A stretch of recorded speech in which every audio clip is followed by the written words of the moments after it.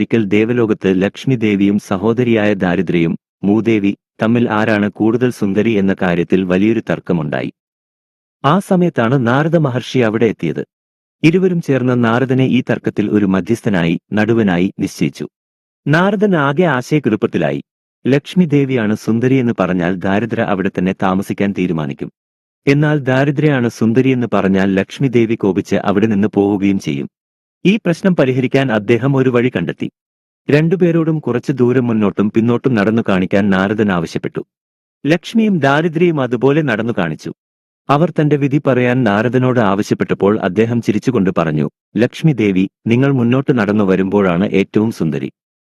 ദാരിദ്ര ലക്ഷ്മി, നിങ്ങൾ പിന്നോട്ട് നടന്ന് പോകുന്ന സമയത്ത് പോകുമ്പോഴാണ് ഏറ്റവും സുന്ദരി.